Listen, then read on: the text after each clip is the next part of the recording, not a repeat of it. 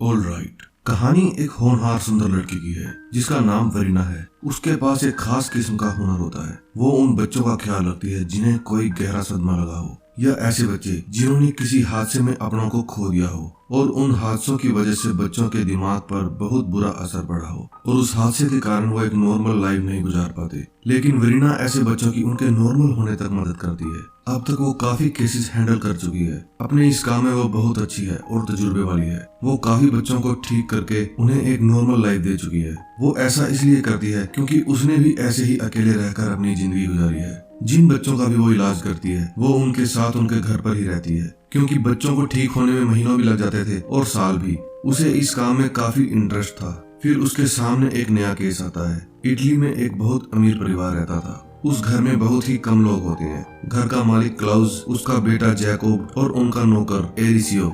Jacob की माँ मेलविना जब जिंदा थी तब वो लोग बहुत ही खुशी खुशी अपनी जिंदगी गुजार रहे थे। मेलविना काफी मशहूर थी क्योंकि वो एक पियानो आर्टिस्ट थी। वो अपने बेटे जैकोब से बहुत प्यार करती थी, लेकिन फिर वो अचानक से बीमार हो जाती है और मर जाती है। जैकोब की मोम के मरने के बाद उसकी हालत भी काफी खराब हो गई थी। उसके दिमाग पर उसकी मोम के मरने का बहुत बुरा असर पड़ा। इसका कारण ये था कि जैकोब की मोम ने मरने से पहले उससे एक बात कही थी कि तुम नहीं बोलोगे और जब सही वक्त आएगा तभी तुम बोलना, और इसके लिए वो उससे प्रॉमिस भी लेती है। जैकोब ने ऐसा ही किया।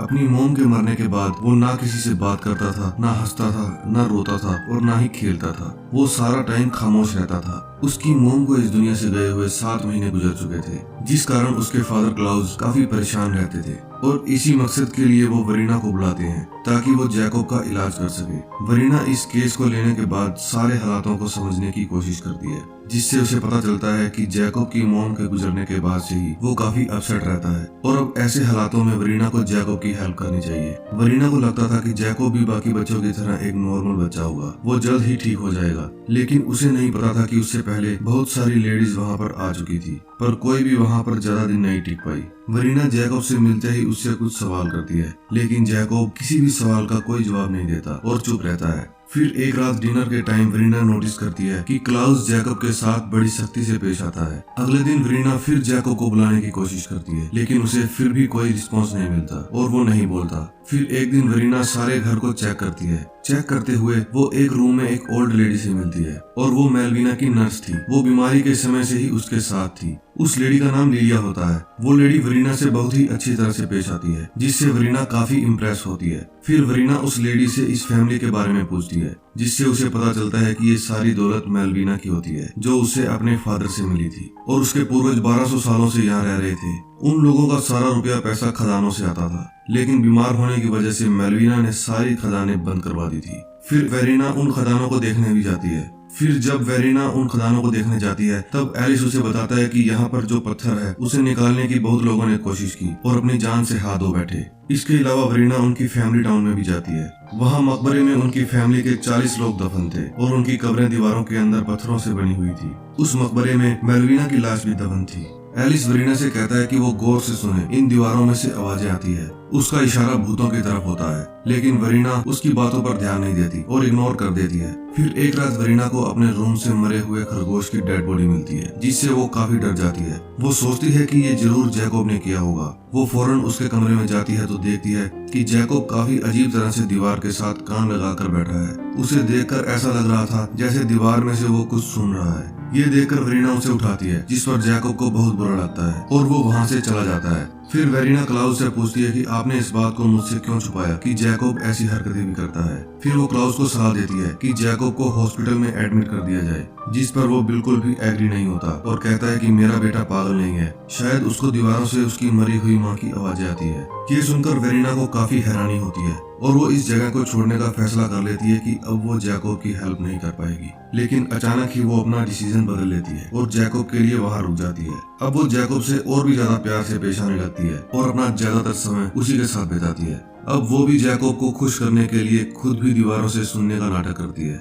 वो जैकोब को समझाती है कि मरे हुए लोगों की आवाजें दीवारों में से नहीं आती, वो कभी लौट कर नहीं आते। मगर वेरीना की बातों का जैकोब पर कोई असर नहीं होता। एलिस ने वेरीना को बताया था कि जैकोब में पियानो बजाने का टैलेंट है, जो उसे उसकी माँ से मिला है। ये सोचकर वेरीना जैकोब को पियानो बजाने के लिए कहती है, लेकिन जैकोब पियानो नहीं बजाता और वेरीना की बातों का भी उस पर कोई असर नहीं होता। फिर उन दीवारों में से वरीना को एक दीवार मिलती है जो कि बिल्ली की कब्र होती है। वरीना को पता चलता है कि वहाँ पर एक जिंदा बिल्ली को दफन किया गया था और वो लोग बिल्ली के बारे में एक अजीब सा ख्याल रखते थे और वो ये है कि बिल्लियां उन्हें ईविल से बचा सकती हैं। कुछ समय बाद वरीना को इस फैमिली के बारे में कुछ अजीब सा एहसास होना शुरू हो गया था। फिर हम देखते हैं कि हर रात लिलिया वरीना के सिर में कॉम्ब किया करती थी और लिलिया की बातों से वरीना को मदहोशी होनी शुरू हो जाती थी। अब वरीना में भी काफी बदलाव नजर आ रहा था। एक दिन वरीना का ड्रेस पेड़ में फंसकर फट जाता है और लिलिया उसे मेलविना का ड्रेस पहना देती है, जिसको देखकर क्लाउस काफी नाराज होता है। वो उसे वो ड्रेस चेंज करने के लिए कहता है। फिर अचानक से वो उसे चेंज करने से मना कर देता है और वो नोटिस करता है कि उसकी बॉडी उसकी वाइफ के जैसी ही है।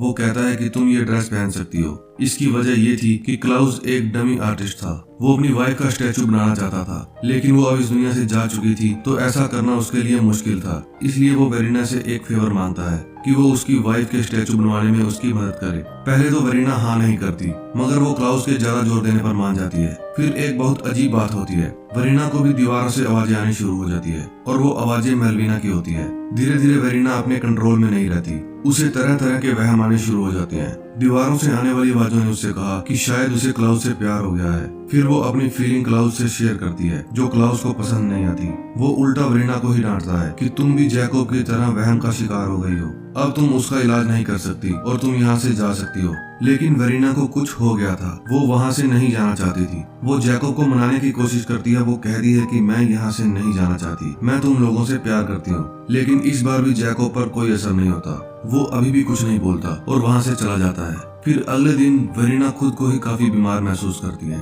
उसकी हालत काफी खराब होती है, जैसे कि कभी मेलविना की थी। वो काफी डर जाती है और वहाँ से जाने का फैसला कर लेती है और अपना सामान पैक करती है। वो अपना सामान पैक करके वहाँ से जा ही रही होती है कि तभी क्लाउस वहाँ आ जाता है। वो उसे रोकने की कोशिश करता है। ये देख वरीना को काफी हैरानी होती है। फिर जब वो लिलिया के बारे में पूछती है तो क्लाउस कहता है कि वो तो 6 महीने पहले ही मर चुकी है। अब ये सुनकर तो वरीना पहले से भी ज्यादा होश खो बैठती है और वहाँ से भागने लगती है। लेकिन उसे काफी कमजोरी महसूस होने के कारण उससे सही से चला ही नहीं जा रहा था। उसके साथ एलिसियो उसका पीछा कर रहा होता है। कुछ दूर चलने के बाद वो बेहोश हो जाती है। फिर वो वापस उसे घर लाकर उसी बेड पर लेटा देते हैं जिस पर मेलविना की डेथ हुई थी। वरीना की हालत काफी खराब हो चुकी होती है। फिर वरीना को क्लाउस पर ही शक होता है कि शायद क्लाउस ने ही दौलत के लालच में अपनी बीवी को मार दिया हो और उसे किसी दीवार में दफन कर दिया हो। शायद इसीलिए दीवारों में से आवाजें आती है। वो लोग जबरदस्ती वरीना को मेडिसिन देते हैं। वरीना को उस समय क्लाउस का व्यवहार काफी स्ट्रिक्ट लगता है। थोड़ी देर बाद वरीना आंख खोलती है तो खुद को एक दीवार में देखती है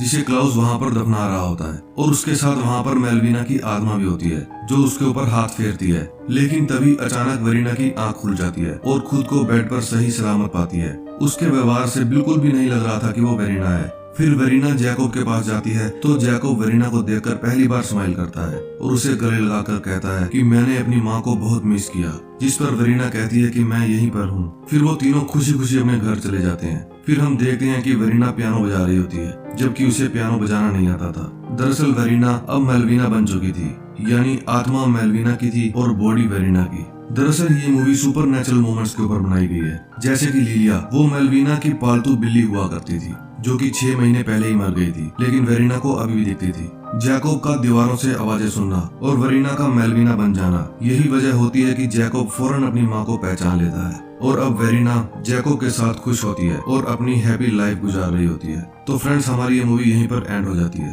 अगर आपको इस मूवी की स्टोरी अच्छी लगी हो तो प्लीज वीडियो को लाइक करना और चैनल को सब्सक्राइब करना। मैं मिलूंगा आपसे नेक्स्ट वीडियो में, तब तक के लिए बाय बाय।